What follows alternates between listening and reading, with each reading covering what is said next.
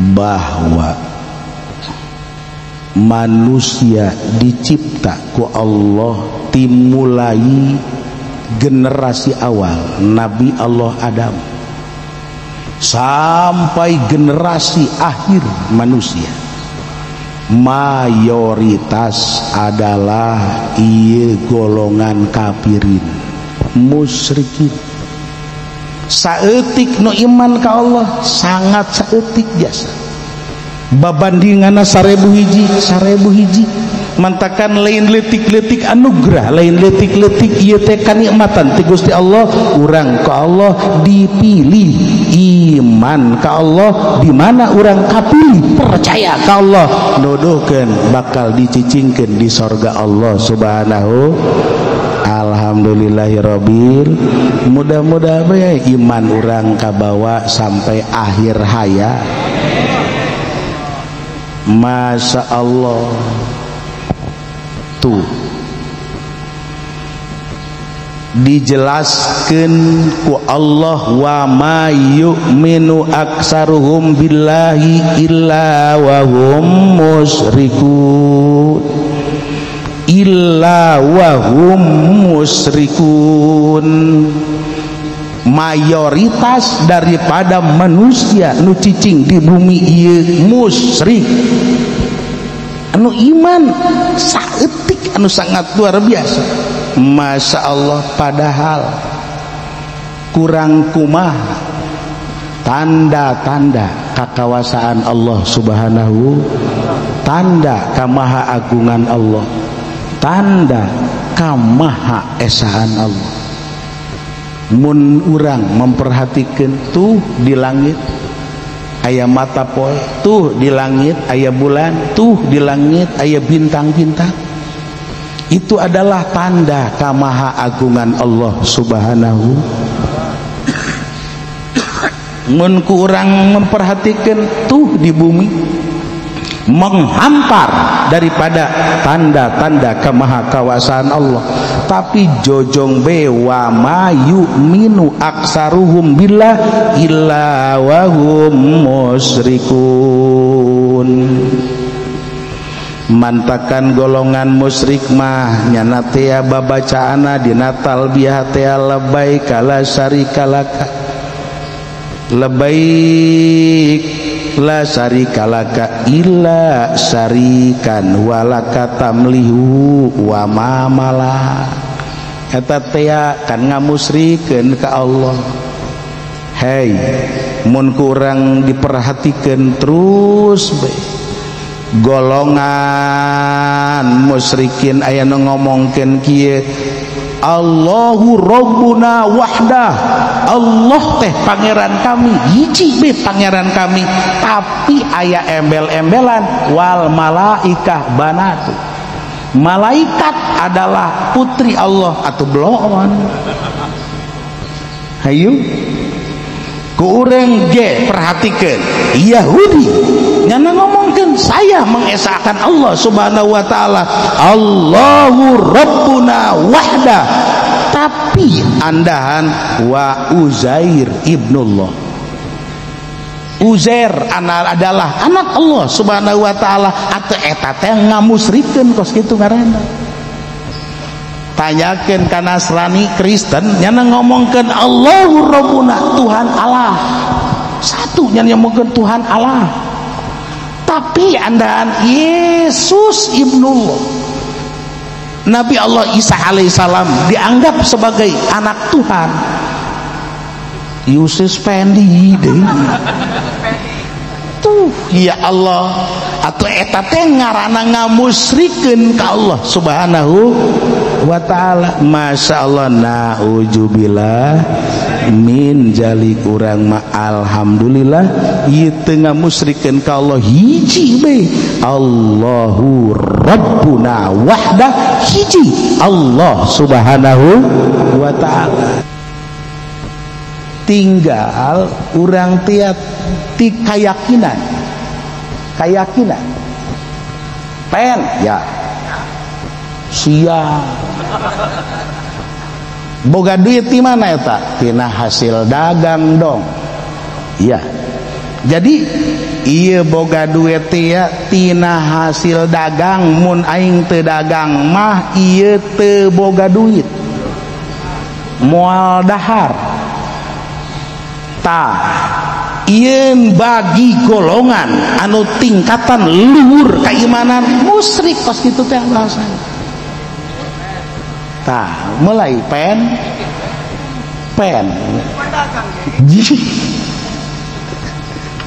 Haji Pendi nang saha ngayakeun Haji Pendi teh aya nang saha nang Allah kuari teh Haji Pendi hirup nang saha Haji Pendi boga tanaga naja nang saha boga pikiran teh sedang ka boga pikiran dagang aing teh dagang karung boga pikiran eta nang saha nang Allah subhanahu wa ta'ala, sehingga Haji Pendi dagang karung terus laju eta aya nu meuli nang ngagerakeun saha nu meulina atuh sanajan hasil tina jual beli karung hakikatna nang Gusti Allah lain tina jual beli. Jelas pen bener juga ya tuh bener juga. Di mana saya menang duit, menang gajian mana gaji tina di pabrik aing teh ieu gawe di pabrik gajina sakean beuh mun aing teu gaji teu gawe mah moal boga duit eueuh masalah sabenerna mah ieu teh ngan kos kitu rendah keneh iman bagi jelema nu luhur musyrik tah kos kitu teh. Wah asana urang musyrik kabeh asana. Wa ma yu'minu aksaruhum billahi illa wa hum musyrikun. Ya Allah mantakan tah di dieu fa innaman yaro sababa fahuwa musyrikun cak jelema luhur mah saha jelema anu ningali kana sabab ieu musyrik. Aing boga duit nang dagang, aing boga duit nang tani, aing boga duit menang hasil digawe eta musyrik cak jelema nu luhur. Waman yarol musabib bahwa muwahid, tapi lamun urang deuleunak kanu nyababan pan ieu dagang teh atuh sababna teh nang Allah, tani menang Allah ieu teh hakikatna mah aing dagang aing teh ieu digawe hakikatna mah nang Gusti Allah geus teu dideuleu sababna mah nu dideuleu teh anu nyieun sababna Gusti Allah subhanahu wa taala tah kakarak eta nu murni bener-bener imanna murni. Tuh kadenge jaro cenah mulai teh atuh kos urang mah atuh hese lamun masih neuleuh ka kos kitu kan hiji we ulah dideuleuh sabab. Masya Allah. Awas ulah salah ngahartikeun barang perak bae jelema saya boga duit di mana tanang gajihan dong caki age musyrik sia maca 2 kalimat syahadat lain gitu sih lain teu henteu kudu datang ka maca 2 kalimat syahadat ieu mah jang ngomongkeun jelema teh nu luhur. Adapun urang ngomongkeun nang dagang ieu duit masalah kelas urang ngan andai kata iman datang ka pikiran sakitu moal waka jadi wali kecuali boga anak awewe aya jodohna karek jadi wali. Ya Allah tuh ya kieu be masya Allah.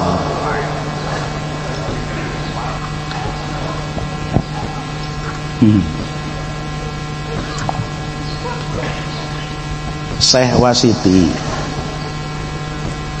Wasiti teh berangkat ke jeung rekan-rekana diperintah kudu jadi guruna memasuki wilayah Naisabur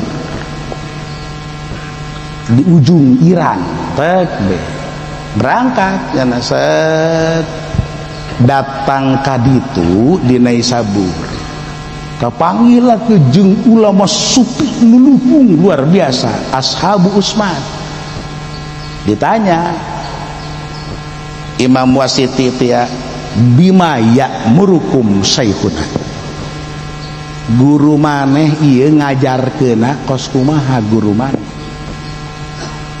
cak rombongan Imam Wasiti ya muru bil tizami taat guru kula marentahkeun ngajarkeun supaya kula tia ieu istiqomah dina ibadah,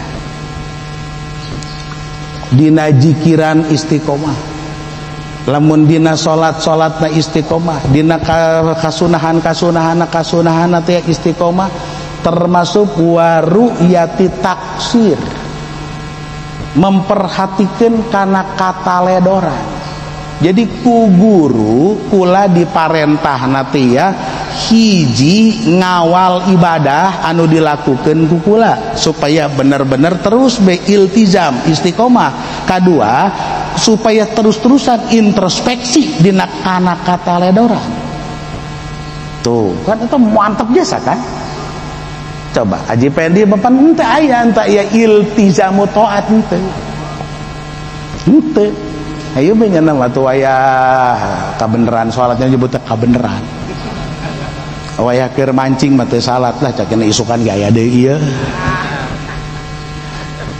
Taksir, kata ledoran dina kahirupan teh henteu dikontrol ku Haji Pendi. Mana henteu dikontrolna? Masya Allah nyana kan lamun pelebah aya rangda wayah disuitan mah kan disuitan bae ku nyana. Tuh.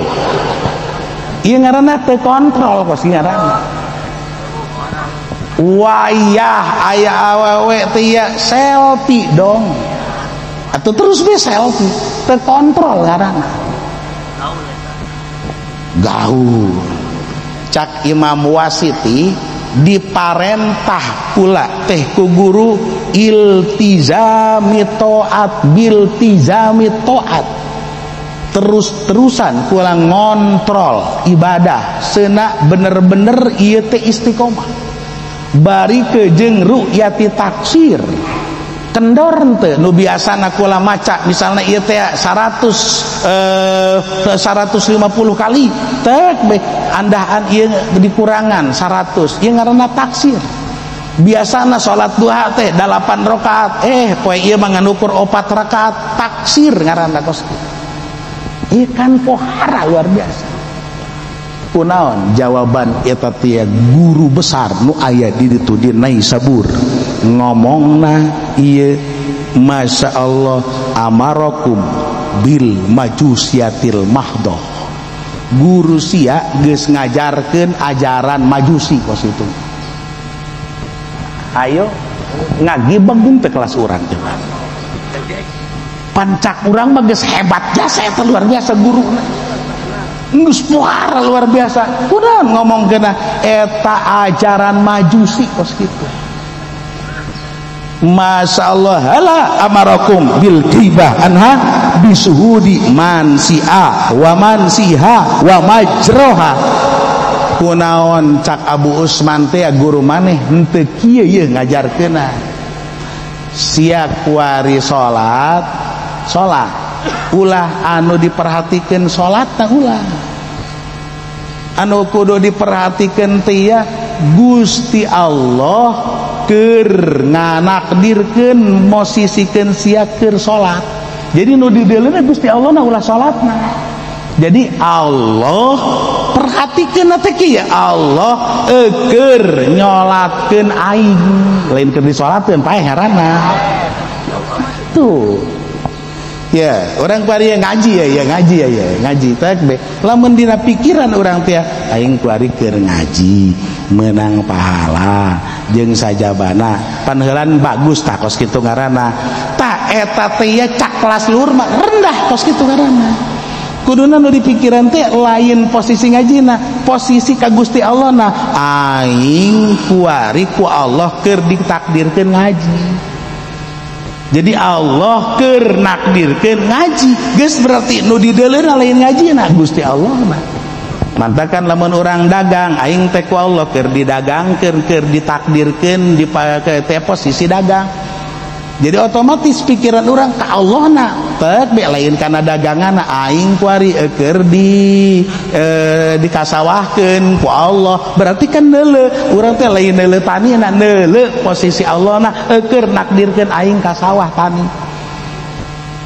Tah eta ka nu luhur mah jadi posisi teh terus be urang ulah poho-poho ingetan ka Allah Subhanahu wa taala abeh ulah sampai katebarku wa ma aksaruhum ayo wa ma aksaruhum teh ulah sampai datang kana wa ma aksaruhum wa ma yu'minu aksaruhum billah illa wa hum musyrik. Orang maku boga iman baik Allah alhamdulillahirabbil alamin masya Allah ya rugi nak luar biasa lamun orang coplok BHT teh ingetan ka Gusti Allah komo lamun sampai ieu lain coplok di bebeneran lepas terpercaya ke Allah rugi anu sangat luar biasa iman ke Allah rugi eta mah abadal abidin wadah rodahir cicing di neraka ngerebek geus moal aya harapan kembali deui bisa dikasorgakeun. Tapi lamun kieu mah ya hanya coplok doang hanya coplok doang ingetan teh ya set be coplok dina ingetan doang kieu ye Haji Pendi ya percaya ke Allah atau percaya bahwa pangeran percaya bahwa Kangjeng Rasul teh seorang nabi ieu teh ya nabi atau lain percaya deui percaya pen bahwa naon anu diajarkan ku Kangjeng Rasul itu adalah realita kebenaran ti Gusti Allah atau percaya Haji Pendi percaya bahwa neule awewe lain mahram eta haram percaya torojol Maimunah lewat ayo ku Allah eta teh bahwa kan teu meunang di deuleu lain mahram haram jol lewat tah dek haji ku Haji Pendi dek di deuleu apa dek peureum nu badinya ayo nyaho kan bahwa eta hukumna haram teh nyaho kan nyaho seuk ta eta kos kitu ngaranna lepas ingatan ka Allah pas kitu ngaranna lepas ayo tek batu kok mau selfie dong kira-kira eta keur inget ka Allah apa keur lepas kos kitu karana keur lepas atuh komo lamun Maimunahna diajak ka saung ku Haji Pendi laju eta S2 na di naon di kemak-kemak eta ngaranna keur lepas ingetan ka Gusti Allah mejeuna keur di saung keur ngemek-ngemeker lah pae Haji Pendi inna lillahi wa inna ilaihi raji'un atuh pasti bakal dikanarakakeun jeung teu kaburu tobat ngerebek di neraka teu kebal henteu ngan sajem doang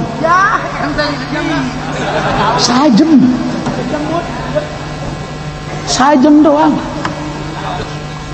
tinggal hitung be sapoe di alam akhirat sarua jeung 1000 tahun di alam di urang sapoe di alam akhirat sarua jeung 1000 tahun ya kan berarti eta sajemna ge ukurna tahunan pen geheng ku ari Haji Pendi menang sajam atau dicabut deui set be laju dibawa ke Sungai Kausar nginum atuh kasep deui Haji Pendi anjay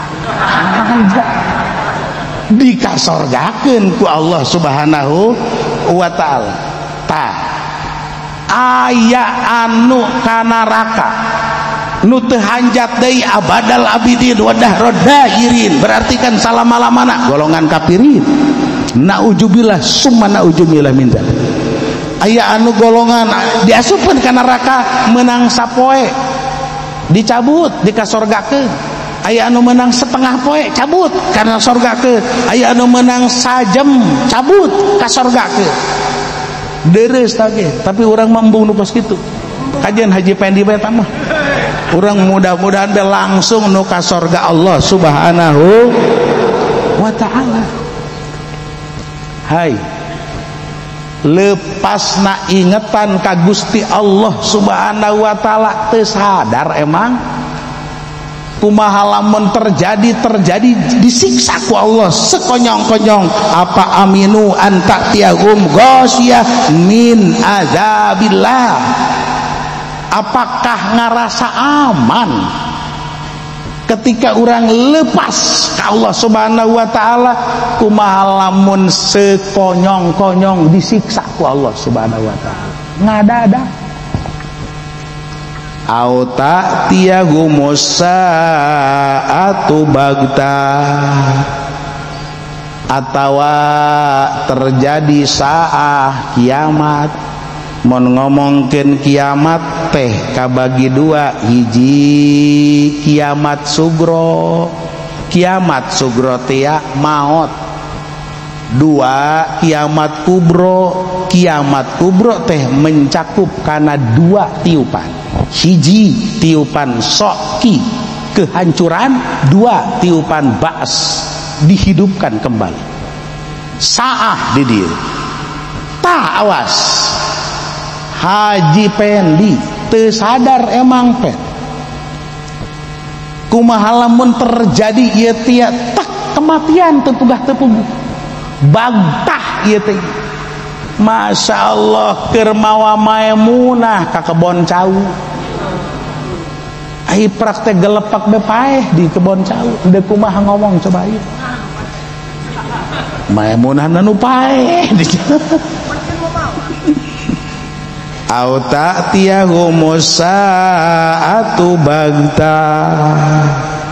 Masya Allah, awas ketika terjadi maut faj'ah teh ya, berarti kan waktu untuk bertobat ke Allah Subhanahu wa taala. Mantakan tah Kangjeng ngomongkeun mautul faj'ah, mautu asipin teh aya godbar, kematian yang dibenci Allah Subhanahu wa taala. Nauzubillah min jalik. Masya Allah, jadi waktu kajang tobat. Tapi pan kieu ye lamun nu gering heula mah nu gering teh aduh mimiti kajian teu pati inget ka Allah. Hayang cager berobat deh. Tapi kan lamun geus meuli teh geus mulai ngahung, geus mulai muriring aduh ampura Gusti. Geus mulai teh ampura Gusti asana ieu mah paeh asana. Geus mulai nyekelantas bae astagfirullahaladzim tah ieu kan. Jadi aya waktu tah ketika dibere gering pantakan gering teh anugerah ulah kos Haji Pendi cager be nya nangke teh be waya-waya tepugah-tepugung kayak diumumkeun be jing heuy Haji Pendi tadi melelempangan kene horenganan ti tajong doang ragad paeh pas gitu kan. Ya Allah ya Roh tuh mantakan Kangjeng ngomongkeun deui ieu tia tek be ieu teh akrihu mautan kamautil himar, akrihu mautan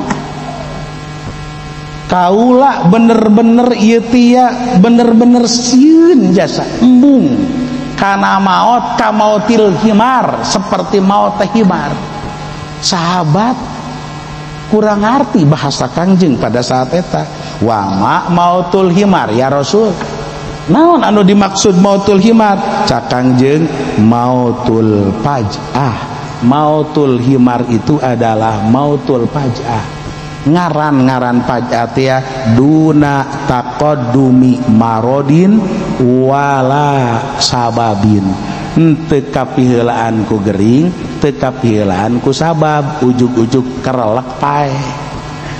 Eta ngaranna mautul faj'ah, dikhawatirkeun kan eta waktu jang tobat ka Allah Subhanahu wa taala, itu nu dikhawatirkeun. Kiai ya pan lain saeutik kiai anu maot teu muriang deui kiai wali malah kadituna nabi. Oh ulah diukurkeun jeung urang atuh kan. Awas eta mah kaasupkeun kana mautus sholihin. Mautus sholihin teh deuk bebas deuk kumaha bae karena orang-orang soleh anu sangat luar biasa. Sanajan maut ngadadak tek nyana mah pan terus-terusan napasna ka luhur Allah ka handap Allah. Allah takbir napas teh teu pernah lepas jeung Allah atuh sanajan tek maot pajah ngadadak atuh nyana mah geus jeung Allah ieu. Coba lah Haji Pendi payah teh digeringkeun deui. Hayu pikiranna pan keur ngahayal nyana teh ieu. Ngahayal lamun aing sugih sanggeusna sugih teh sugih boga duit 1 miliar sanggeusna boga duit 1 miliar teh ku aing deuk dibelikeun ka mobil laju dibabawa eta mobil teh teu meunang aya rangda ku aing diasupkeun. Hayo tek be ngeng kapanggih jeung Kipu Doli ku aing ngan hukur di klakson doang pin keur ngahayal kos kitu karlak paeh rengsek ka neraka cukup kan eta teh. Innalillahi rugi luar biasa. Mautul pajah iyalah nu dikhawatirkeun teh mautul pajah kelas-kelas urang teh kaburu jang tobat ka Allah Subhanahu wa taala. Adapun ulama usholihin komo wali-wali Allah komo kadituna para anbiya wal mursalin ketika terjadi secara johir mautul pajah itu lain mautul pajah mautus sholihin karena ruhna nya nama geus teu pernah leupas jeung Allah Subhanahu wa taala. Tuh ya Allah Gusti nu agung mantakan tah didinya nu dikhawatirkeun ge wa hum la yasurun maot tepuguh anu henteu aya bintik-bintik pimaoteun karelak maot nyana teu kaburu teu sadar posisina deuk paeh ieu nu rugi posisi dalam keur poho ka Allah. Mantakan cakangjin ieu lah cara jalan kaula ngajakan ka masyarakat adu ilallahi ala basiratin ana wa manittaba'an wa subhanallahi wa ma ana minal musyrikin. Kangjeng Rasul teh ngajak ka manusia melalui basiroh. Basiroh teh cahaya mata hate, cahaya hidayah, cahaya taufik. Awas ya di dieu dibahasakeun ge ala basirati lain make logika sing adewas. Ulah wakayu ngomongkeun junjunan Kangjeng Nabi Muhammad sallallahu alaihi wasallam wali-wali Allah kabeh dia kena takbeh melalui basiroh ngajakna manusia teh sehingga Islam masuk ke Pulau Jawa wabilusu secara umum secara tanpa ada pertumpahan darah. Kunaon melalui basiroh la ilaha illallah, cahaya la ilaha illallah, makna la ilaha illallah diasupkeun ka bedug terus ditabeh bedug dug dug dug masya Allah sing gelepak leuleus cahaya eta narancab arasup kana kolbu manusia anu pada saat eta teh menganut agama Hindu Buddha. Sak be leuleus ku cahaya eta lah daliprak langsung maca asyhadu alla ilaha illallah wa asyhadu anna muhammadar Rasulullah. Betapa suksesnya wali songo dakwah melalui basiro. Kuari dikritik ku Haji Pendi itu tidak masuk akal itu atau siar teu asup sih melalui logika belogika nu repot teh kos kieu teh ayo kutakati ku sia logika ribet luar biasa. Awas ieu ala basiratin melalui mata hate tek ngarieg jelema. Masya Allah. Yuk kurang tinggal melalui basirah tek ya Allah. Ratu Bilqis pen Ratu Bilqis gelis luar biasa, gelis ukuran. Namun Haji Pendi begitu tak kapanggih jeung Ratu Bilqis harita keneh ngajengkang pae sebab naon kapi tengangeun ku gelis-gelisna. Iya ku gelis-gelisna Kiai. Ya coba gambarkan, ukurkan emang kumaha gitu kan kieu. Aya raja manusia terus boga anak 7 lalaki kabeh ya. Kebeneran raja eta teh kuasep jasa di kalangan manusia teh boga anak 7 parasep kabeh. Ya Allah kos kulalah bolo-bolo awewe nu ngora nu kolot ge nu ngasetkeun ka Haji Pendi mah. Dikawinkan kukula anak anu kahiji teh anak sulung teh dikawinkan aya babandingana awawe di manusia teh ya nu gelis anu ukuran teh sakupu pantes tah. Anak kedua teh nu kula sarua dikapanggih jodona gelis disaimbang. Terus datang ka genep pelembah nu bungsu nu katujuh ieu anak kula kasepna teh lewat dia sok wasep teuing. Diaprak kukula awewe salam dunia teh nu panggelisna direndengkeun teu pas keneh bae ka kasepan ka lalaki menang keneh lalaki hese luar biasa. Jadi berarti ieu eueuh ieu pasanganna cak orang eueuh pasanganna tah kabingungan eta raja teh tek bemikiran anak nu bungsu ieu teh supaya kawin teh serasi saimbang. Kabeneran aya jin raja jin boga anak awawe 7 garilis pameh 177 na raja jin. Akhirna eta nu kahiji dikawinkeun jeung lalaki jin deui saimbang nu kasep ti jin jeung nu geulis ti jin. Nu kadua ge disiaran kitu keneh begitu nu katujuh ieu nyiaran nu pangkasep-kasepna di bangsa jin teu kapanggih nu serasi jeung nu katujuh. Coba ka pondok kebingungan raja jin tek be. Masya Allah eta raja jin di hutan teh ngalamun bemikiran anak nu bungsu ieu teh eueuh nu serasi di bangsa jin deui. Raja manusia ieu pun sarua keur kebingungan teu manggi jodoh ieu teh nu bungsu kasep teuing tek dileuweung kapanggih tah jeung raja eta tek obrol-obrol problemna sarua. Ayeuna geus kitu ya geus jodohkeun bae. Jodohkeun berarti nu paling kasep di kalangan manusia jeung nu paling geulis di kalangan bangsa jin dipertikahkeun, lahirlah Ratu Bilqis. Tamantakan tadi kula ngomongkeun Haji Pendi mun kapanggih ngajengkang paeh geta. Ya Allah, Masya Allah geus nu pangkasepna di kalangan manusia kawin jeung nu panggelisna di kalangan bangsa jin, lahir Ratu Bilqis. Pan teu kabayang ka urang moal eureun-eureun maksudna naon moal eureun-eureun kikituan naon Haji Pendi. Ya Allah jadi wik-wikan baik. Astagfirullahaladzim. Tuh ngan pan eta Ratu Bilqis mah harita penyembah matahari.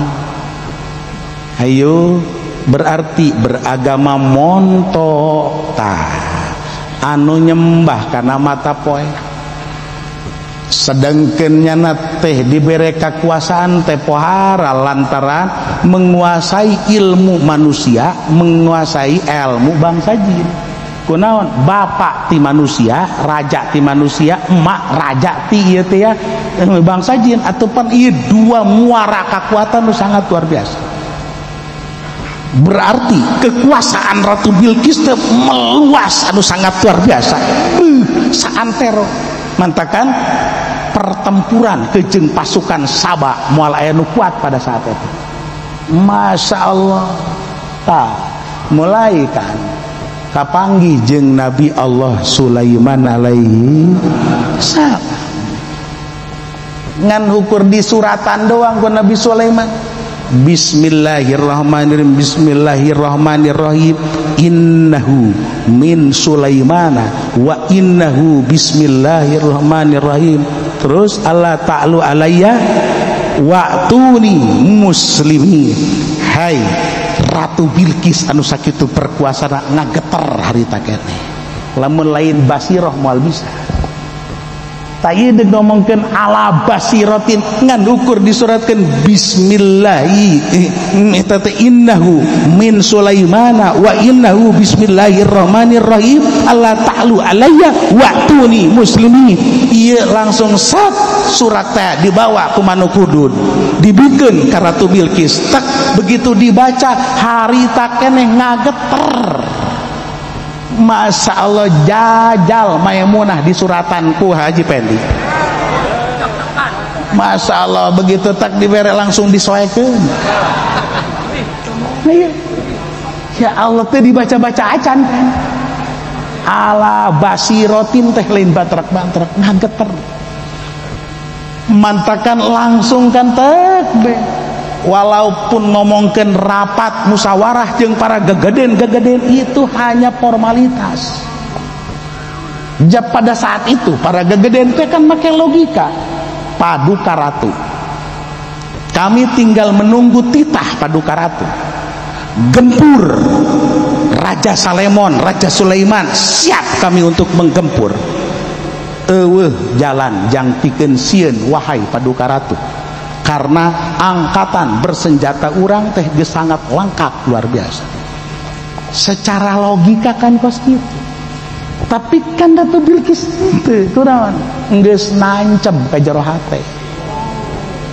Masya Allah geus nancep ka jero hate. Can kapanggih padahal makan kakarak surat doang. Masya Allah kakarak surat doang geus nancep ka jero hate. Ingin aku bertemu dengan yang membikin surat ini. Kos gitu kan. Masya Allah matakan kan ujungnya persiapkan seluruh pasukan. Kaulah dek langsung berkunjung ke Sulaiman. Masya Allah begitu tak berangkat diiring ku ribuan pasukan. Tak datang ke Kangjeng Nabi Allah Sulaiman. Ia kan langsung bersimpuh di hadapan Nabi Sulaiman. Sebe kunaon basiroh tah dakwah geus langsung nancep ke jero kolbu, langsung menyatakan asyhadu alla ilaha illallah wa asyhadu annaka Sulaiman Rasulullah. Masya Allah langsung dipakai dia itu iya dakwah ala basir. Iya dakwah ala basiro hese luar biasa. Masya Allah lamun enggeus cahaya hidayah teh cahaya taufik cahaya ieu tek anu melalui asup ieu geus moal bisa kahalangan. Nu teu bisaeun make logika teh geus teu bisa. Ya Allah saharoh Fir'aun. Ya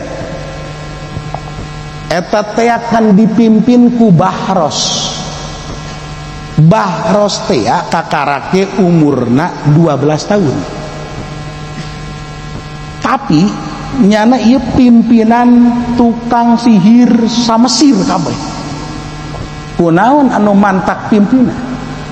Lantaran sakabe jejegut daripada tukang sihir sa Mesir kabeh ieu ngaguruna ka bapana Bahros kabeh. Ta eta jadi putra mama berarti kan eta. Lain bantrak-bantrak. Wabeh ngaguru teh kadija ka bapana. Ketika paeh bapana, ieu kan diserahkeun ka anakna bahros tek be sanajan umurna kakarak 2 tahun 12 tahun, tapi kan ieu penguasaan ilmu lantaran langsung terah tinu jadi bapa. Wabeh eleh kabeh walaupun ieu kakarak 12 tahun. Mantakan diangkat takbe sebagai pemimpin sahara. Ya Allah Gusti, kasombongan aya di pasukan eta jelas, aya di rombongan sahara geus teu bisa didakwahan moal bisa wese luar biasa lantaran kunaon kaelmuan aya di jaman endit ngomong naon kakarak Haji Pendi ngomong doang geus utah keluar getih atuh PHD bae Haji Pendi hese luar biasa. Masya Allah, lamun henteu melalui basiroh mah hese. Ketika tarung di kalang takbe kejeng Kangjeng Nabi Allah Musa alaihissalam ditonton ku jutaan manusia pada saat itu, sehingga Saharoh pada saat eta teh kan nawarkeun ka Nabi Musa deuk kula heula apa deuk maneh heula ngaterukeun ilmu kan kaos kitu kan deuk ditandian ilmu didinya diwadahan ku kami pan eta teu kira-kira cak Nabi Musa hop didinya beh heulanan keterukeun ilmu sia kabeh tah awas mulai diketerukeun ilmu ku Nabi ku tukang sihir brek Masya Allah nyana mawa tali jeung kayu set beh eta tali jeung kayu begitu brul dibalangkeun teh jadi orai kabeh sedengkeun ieu teh ukurana tali ke jeung kayu ukuran 70 treukeun 70 treuk geus berarti diperkirakan kan jutaan orai jutaan tali dibalangkeun jadi orai kabeh Masya Allah set beh oyang kabeh oyang kabeh Haji Pendi bisa dipahadihakan itu tuh.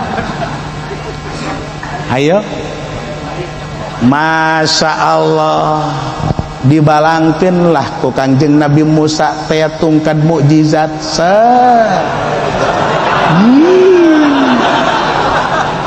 lain tungkad model kos kitu belegedeg jadi orai gede luar biasa sanggeusna orai gede teh set calangap sanggeusna calangap nu jutaan orai dicaplok kabeh seret bea kabeh malah lapar keneh calangap deh ka Haji Pendi paeh asal Haji Pendi ya Allah. Secara logika ilmu sihir moal bisa ilmu sihir teh orai-orai eta ilmu sihir eta secara realita di dahar kos kitu moal bisa set di dieu lah cahaya hidayah mancep ala basiroh kana Saharoh set bahwa berarti ieu teh orai lain orai sihir berarti ieu teh orai teh orai realita kebenaran ti Allah Subhanahu wa taala cahaya nancep melalui pemikiran teh set ieu mah atuh lain sihir dilawan sihir lain sebab sihir anu dicekal ku nyana teh ieu geus sihir kelas tertinggi moal aya nu saluhureun ieu begitu tak diayakeun deui ieu lain sihir tapi realita kebenaran tah Saharoh ketika boga pikiran seperti itu cahaya hidayah asup karena kos gitu langsung brek coba ge dinasehatan ngalawannya nah dinasehatan ngalawan tapi ketika tak langsung brek aman tuh langsung kaula iman di Robi Musa Masya Allah tah basiroh lain bantara pohara luar biasa ulah dianggap lalaora ulah dianggap lalaora ayo yuk kabeleh dia kena Uwaisul Qurni lulumpatannya ti gunung ka gunung, ti gunung ka gunung. Akhirna kan musyawarah kabeh para ulama-ulama hayang ngadengen nasehat tina uti Uwaisul Qarni, teangkeun ka gunung anu geus ngancolok ka gunung anu. Akhirna kan kuwali deui ieu ngajaga ditu teh kapanggih. Saenggeusna kapanggih teh dimohon, wahai Uwais, kami ieu teh hate geus darangkal, geus tarias, geus hese luar biasa eta teh narima nasehat.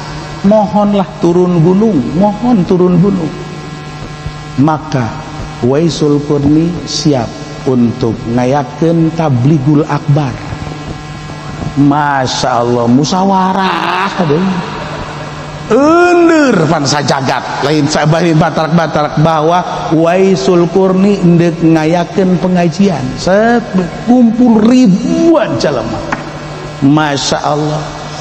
Kakarak geh nangtung assalamualaikum warahmatullahi wabarakatuh, tak kakarak uluk salam doang jempling jelema set be jemplingnya teh beneran jempling barang dideule 70.000 nu bae sekaligus nu maot sekaligus ngadenge uluk salam na Uwaisul Qarni doang tak 70.000 nu maot.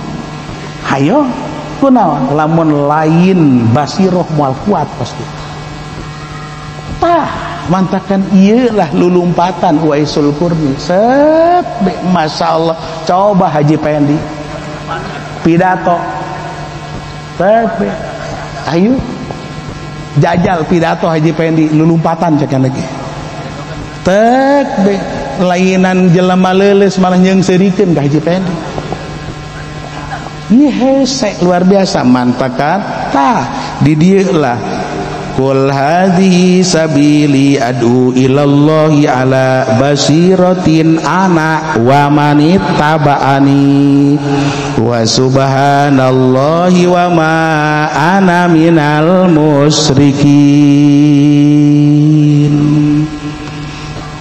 Mantakan tah tek beka beleh diekeun basiroh teh kieu ye basiroh bahwa roh urang teh dijieun ku Gusti Allah di ditu baheula di alam lahut keneh sakaligus kabeh teh di alam lahut terus turun ke alam jabarut.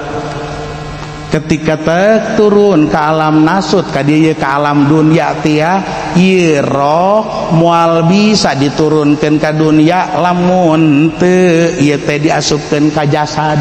Maka ku Allah tek bedijieun jasad ruh eta diasupkeun ka jasad.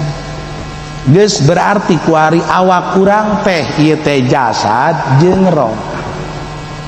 Aya roh hayat, roh kahirupan sehingga urang teh ieu hirup dina awak teh aya roh suci nu cicingna di jero kolbu. Set tah ti dieu lah basiroh nu dimaksud teh lamun ieu kolbuna ku urang terus dijaga melalui tobat terus-terusan teu eureun-eureun urang tobat dijaga ku urang melalui mulazamatul la ilaha illallah teu eureun-eureun maca la ilaha illallah la ilaha illallah terus be ieu roh suci nu aya di jero kolbu teh bakal keluar bakal roh suci nu aya di jero kolbu teh bakal keluar sek di mana roh suci ieu teh keluar maka kiai nu geus datang kana tingkatan basiroh ketika ngomongkeun ngomong rukun wudu ngomong rukun salat ngomong tentang naon be hukum-hukum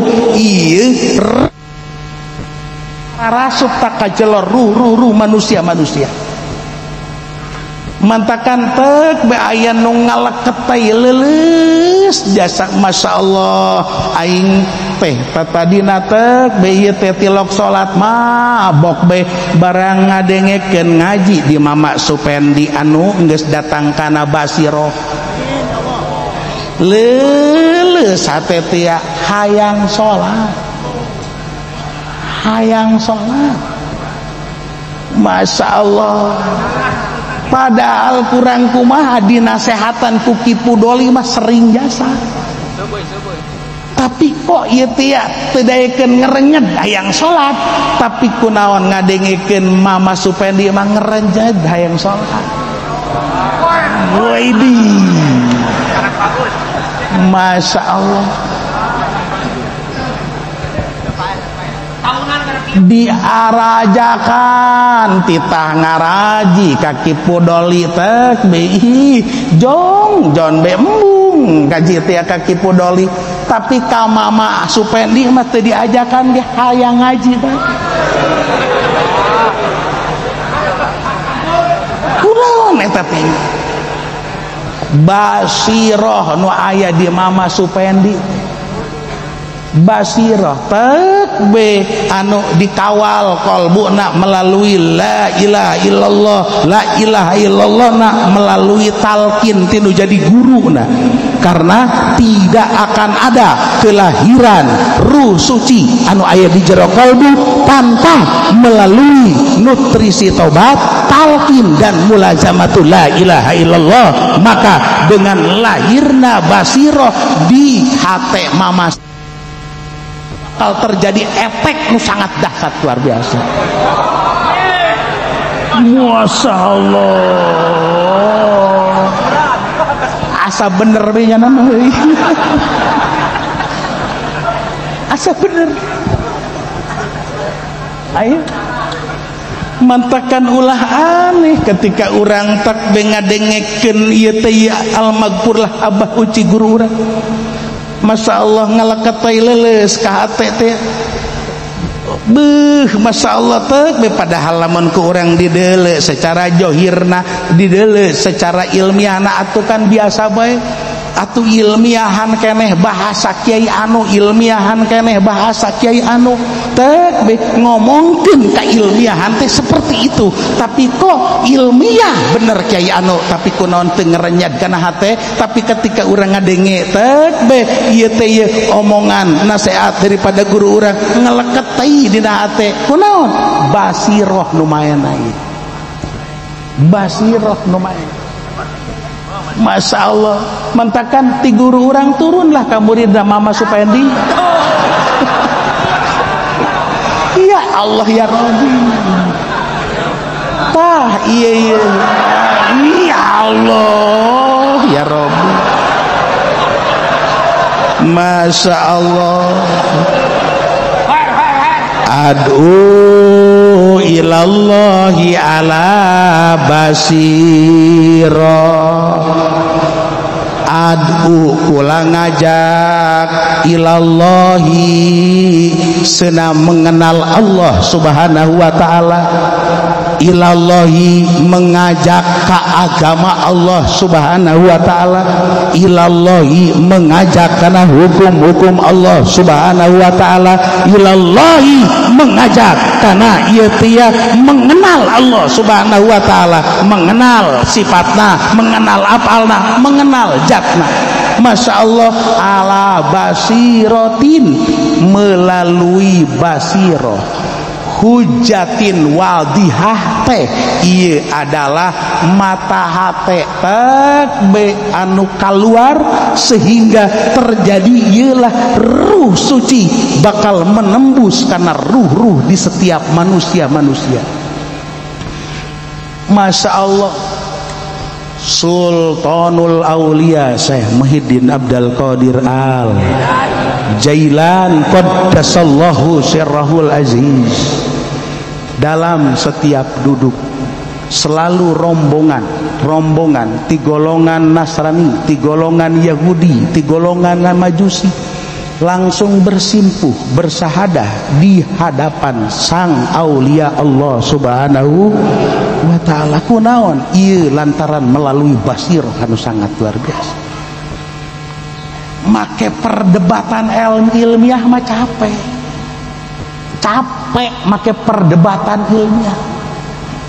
Masya Allah, kurang kumaha Kiai Pudoli ngajelaskeun hukum teh Masya Allah, tah dia heuy dina Fathul Mu'inna berebet ku Ki Pudoli diomongkeun.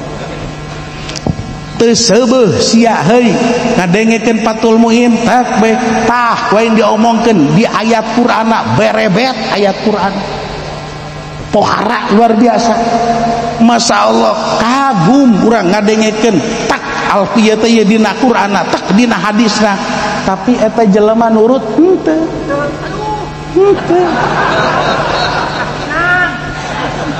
tapi kan ngadengekeun Mama Supendi ente ngomongkeun haram teu ngomongkeun halal nganukur ulahnya pamali. Masya Allah eta jelema patuh luar biasa ku bahasa pamali doang. Masya Allah pamali nu diomongkeun ku Mama Supendi tia lantaran make basiroh ieu ngelehkeun ilmiah anu dipake ku Kiai Pudoli walaupun ayat Quran ngaperebet jeung hadis ngaperebet lantaran eueuh basirohan bedasan keneh pamali daripada ayat Quran. Basiroh ayo basiroh tingali kuari ustad-ustad kiai-kiai anu kusul muncul di TV pohara luar biasa hebat urang ngadengekeun ilmiah na kagum urang luar biasa kunaon beuh Masya Allah ayat Quran tak hadisna tak pohara tak pohara kan tapi kan orang nukur neuleuh ongkos main congklak doang ngerenyadkan hati henteu kunaon tidak pakai basirah. Tapi ulama-ulama baraheula anu marake basiroh Masya Allah tilap ngomongkeun Quran tilap ngomongkeun hadis ngunku pamali doang rengsek pamali doang ulah pamali ulah kami Masya Allah siaran dina kitab bahasa pamali kan bahasa pamali tapi kau bedas amat eta pamali kunaon basir. Masya Allah ulah sok kuda kadek eta teh dina lincar sia sok dituduh maling mantakan ka dituna ulah pamali urang embung sieun luar biasa. Ulah osok diuk dina babadak lawang sok burung babakalan tuh luar biasa pamali cakolot. Apakah jelema baheula da jakun dalilna di mana eueuh kan henteu ngomongkeun dalilna di mana sih eta kolot urang ngomong kos kitu henteu kunaon leuleus kana hate kunaon basiroh ngomong. Masya Allah kudeudeuh tek luar biasa Masya Allah pohara mantakan mudah-mudahan be urang dibere basiroh ku Allah subhanahu wa ta'ala sehingga leuleus hati urang kasinaran ku cahaya hidayah kasinaran ku cahaya taufik sehingga melalui sinar-sinar itulah orang mengenal Allah subhanahu wa ta'ala aya dalam lindungan Allah aya dalam ieu kasih sayang Allah subhanahu wa ta'ala. Mudah-mudahan orang terus-terusan aya dina sinar hidayah Allah subhanahu wa ta'ala bi barakati Ummul Quran al-Fatihah.